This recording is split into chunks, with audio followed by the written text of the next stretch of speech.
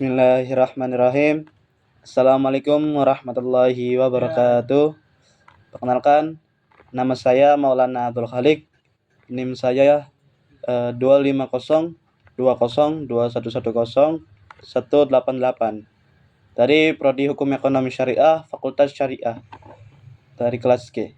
Di sini saya akan melaksanakan tugas ujian akhir semester yaitu pada matkul Sejarah Peradaban Islam. Langsung saja, untuk soal yang pertama itu Daulah Turki Utsmani. Turki Utsmani bisa berjaya karena oleh tokoh-tokoh yang kuat, kemudian memiliki militer yang disiplin dan mampu memperluas wilayah dengan strategi yang baik. Namun mereka itu mengalami kemunduran karena lemahnya kepemimpinan di akhir masa. Banyak konflik internal dan tidak mampu mengikuti perkembangan teknologi.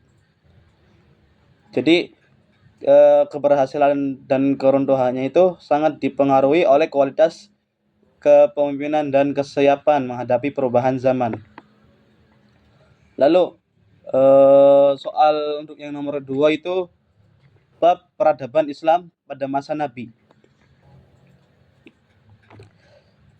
Pada masa Nabi itu sangat menginspirasi karena menunjukkan bahwa peradaban besar itu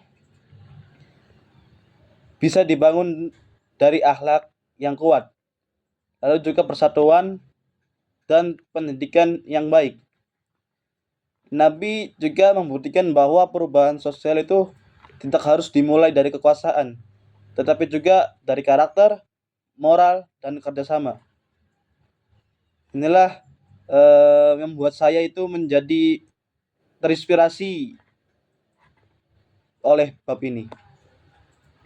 Lalu yang ketiga itu faktor kemajuan dan kemunduran daulah Islam. Faktor kemajuannya itu daulah Islam itu sebenarnya muncul karena ketika para pemimpinnya itu adil, terus juga umatnya bersatu, terus ekonominya itu kuat dan ilmu pengetahuannya itu berkembang pesat. Namun sebaliknya, ketika terjadinya perpecahan, korupsi, dan umat itu mulai tertinggal dalam hal ilmu pengetahuan atau teknologi itu, disitulah kemunduran itu mulai kelihatan. Maka solusinya itu yang paling penting itu adalah memperkuat pada bidang pendidikan, lalu mempersatukan umat dan membangun ekonomi yang yang kuat dan menghadirkan itu pemimpin yang amanah gitu. Lalu soal yang keempat itu perbedaan imperialisme Barat dan futuhat Islam. Jadi kalau kita lihat itu ekspansi Barat itu lebih fokus pada penjajahan dan pengambilan kekayaan wilayah. Biasanya itu dengan paksaan. Dan sementara dengan futuhat Islam itu berbeda. Tujuan utamanya itu menyebarkan keadilan dan dakwah tanpa memaksa orang masuk Islam.